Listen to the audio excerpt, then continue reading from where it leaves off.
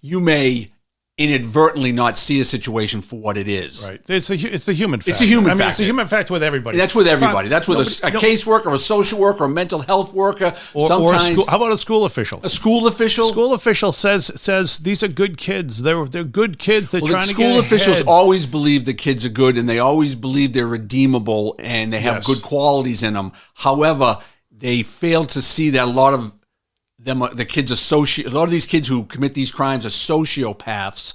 So they present an image as though they're very likable and they're, we can relate to this kid. But a lot of times it's a false sense of security that a sociopath will put up. So you put your guard down. That's what Crumbly. Yeah, Crumbly. He put them in a false sense of security, and they're like, oh, he's just a nice little kid. And the minute he walked out the door, all hell, broke. The sociopath, though, not psychopath. It's the same thing. It's the same thing. I always thought I thought it was a question of doing harm. Psychopath. Psychopath wanted and to do harm. Sociopath, same thing. Same thing. Psychopath just sounds a lot more evil. But when you're talking criminology, it's a sociopath. No empathy, no feeling, no compassion, nothing. I've known women. I've known women like that. They got stone cold blood going through their system, brother. I have dated those women. Yeah. Yeah. All right.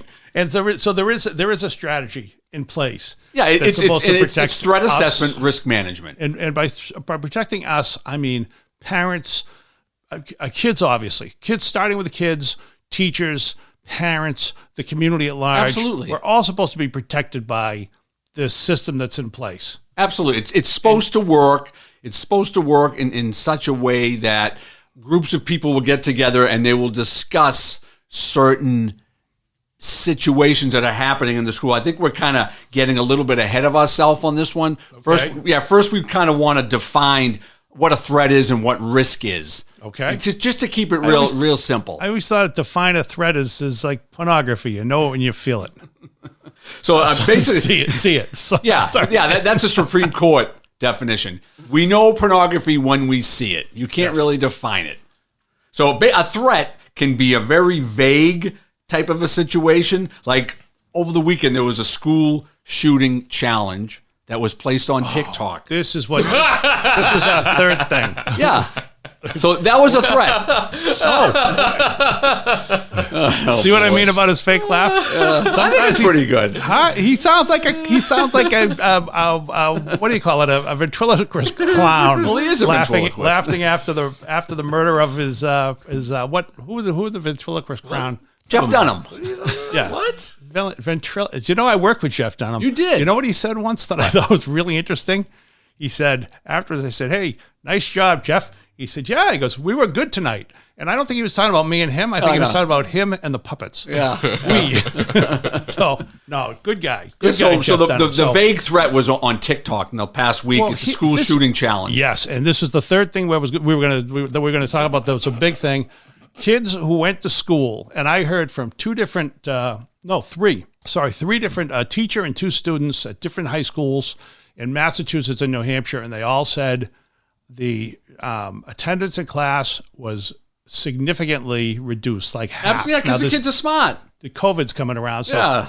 And there was law enforcement. I know in my community I saw 3 police cruisers in front of the high school. Yeah, smart.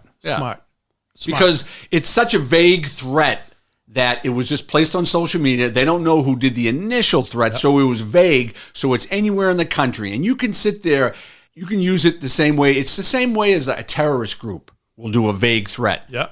A terrorist leader or a terrorist organization will put out there on the internet, death to America, Allah Akbar. And guess what? There's always some crazy nut who's going to hear that or read that threat, and they're going to act on it. So what they have is they're worried about who's going to act on it. Are they going to act in Florida, in California, Texas? Right. You don't know. It's so vague. You don't know where it is. And it spreads fear. But it also, and this is we saw the Punch a Teacher challenge. Yeah, Punch a Teacher challenge. And we saw kids punch act teachers on it, and they would videotape it like idiots. Yep. And hopefully they would all be punished to the full extent of the law. But this is the thing. Nathan's got something. I'm going to let you finish your point, but then I just have 2 things I want to. It's an emotional contagion that's actually put into action which is somebody says, let's all blank, and then somebody does it. And it's more than one person. There are people all over the place, which means there's fear, there's resources. If I was gonna pull a bank job, this would be the perfect time to pull a bank job. Oh yeah, because I would it's a distraction. Yeah, I would bring my henchmen. Yeah. I would dress up in a top hat and some colorful costume, and I would go do a bank job. Sorry about that. Go ahead, Nathan. No, all good. I'm not going to say anything smart, but there are just two things that came into my head. I know you're not going to say anything smart because you were talking. School shooting challenge. I find that funny because the word challenge suggests that the act would be difficult to do. As we can see, it's really not that hard to shoot a school. No, it's not. Unfortunately, it happens so often. It's just like, no, this seems pretty easy to do. Yeah. There's no challenge here. Second thing I wanted to say was, I remember one time in high school we had 2 bomb threats like come in. The first one was like kids were like talking like at like lunch or something, like said something about a pipe bomb or whatever, and then the next day at school they're like, fuck, no one come to school today. Everyone's gonna leave. We're gonna bring the cops in. But then a couple days later, there was another threat. I guess it was like just an automated voice message that just went to like a bunch of schools in the area that were just like, we're gonna blow up this fucking school. But this time, instead of being like, this is a dangerous situation, whether it's a real threat or not, let the kids leave. Instead, we sat in the fucking classrooms for like 2 hours before they were like, that's probably bullshit, send them to their next class. And then the rest of the day, everyone in the school is just like, why are we still here? Yeah. I don't care if it was fake or not. Let us go home. Yeah. Well, you know why? It's because, think about it, it'd be all the time. I mean, yeah, it could be all the time. Back in the day when I was a young man. That's not our fucking problem. You guys fix this shit. I'm just trying to get to gym class without getting shot. Can you imagine being, when I was a kid, and probably, I don't know, maybe when you were a kid too. Bomb threats, yeah. You could get bomb threats all the time. Somebody had a test they didn't want to take. Boom, bomb threat, pull a firebox. But bomb threat was the big one. There's a difference. Like I said, the vague threat was what was on TikTok. But a direct threat is more of, if someone put on TikTok, there's going to be a school shooting in the Texas area on Friday, December, whatever. Well, somebody puts on 2 in the afternoon. Somebody puts on Facebook, I want to, here are some kids I want to kill at my school. Yeah, that's a direct threat and is handled a lot differently. But now you can actually charge someone if you can find out who originated that threat. A vague threat is difficult.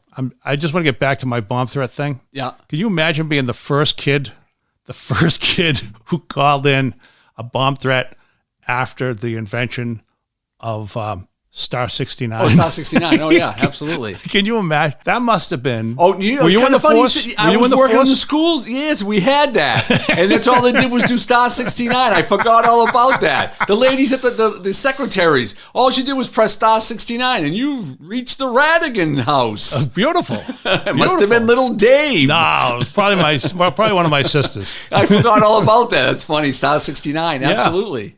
You must have had some kids just their minds must have been blown as the cops arrived at their door. Yeah, last number dialed. Yeah, absolutely. That's just anyway. So back to this. So we're no longer in that time. We've all gotten more sophisticated, and so who makes the assessment?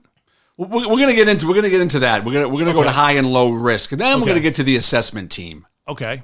Who's supposed to make the assessment? Okay. So a direct threat is considered a high risk threat. And a vague threat would be kind of a lower risk. But when you go to high risk, okay, a high risk situation would be 15-year-old kid tells his classmate, 15-year-old kid tells Nathan, hey, Nathan, guess what? On Tuesday, I'm coming into the school and I'm going to shoot it up, so don't come to school. Oh, thanks, man. I appreciate it. I knew we were good friends. Good luck. Now you look at that kid and you say, okay. Good luck. His parents have weapons in the house. Yeah. He has some known mental health type issues.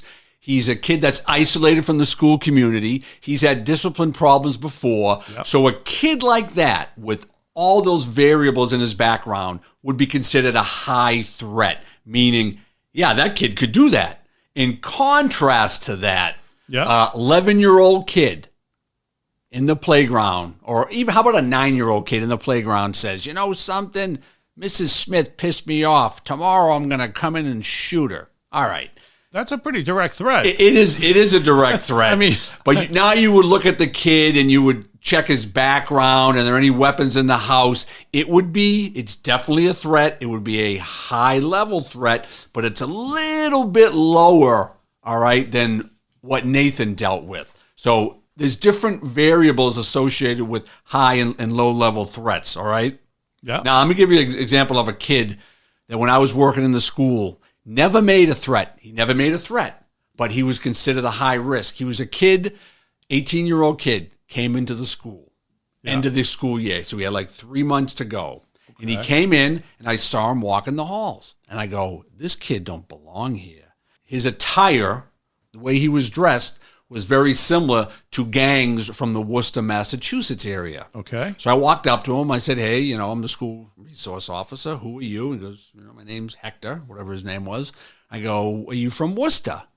And he goes, yeah, how'd you know I was from Worcester? I said, well, I've dealt with kids, gang members from Worcester, and you guys all dress the same. And he said, well, I'm not in a gang, and he went on his way. So I got his name, and I called Worcester PD, and he was a kid who had just gotten released from DYS, Department of Youth Services, because when he was 13 years old, he was an aspiring gang member. Yeah. And the older gang members brought him to a park or a location in Worcester, Massachusetts.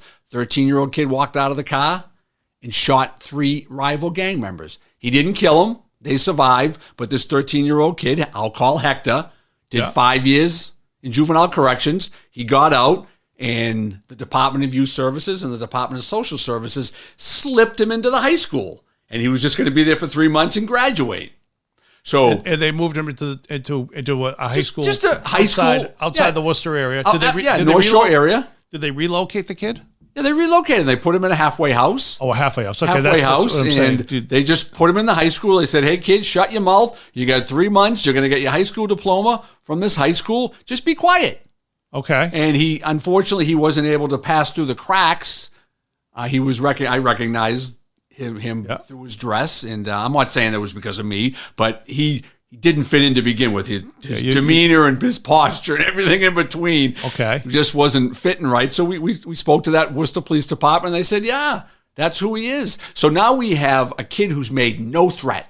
Yeah. But he's a high-risk kid. Yeah. He's as high as they come. He's already shot 3 people. Yeah. Now you have all this. Now, so you're saying that by shooting 3 people previously, you put your head together with the other members of the police department and the school people, and we're like, hey, this kid is what, Nathan?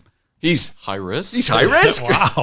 You guys, and how many people met for this high-level decision making? It really wasn't even one. It was myself and another member of the police department. And here's the other thing that I think is really interesting about this. I get it. Once you know that boom. So you didn't have to have a meeting, right? We were going to inform them that this is what he is, and we might want to get him out of the school, but they decided to let him stay in. They did. Yeah, they did. And again, it goes to the idea of the redeemable kid. Yeah. If nobody takes the high risk kid. But of course, nobody else is going to tell you because of laws that protect the privacy of the individual. That's the big issue. Yeah, and that is we had talked about this before. A story that I had done years ago. I was a kid in the juvie system, or not the juvenile system, the foster system, and he had been placed. And this is a long time ago, and the incident happened a long time before that.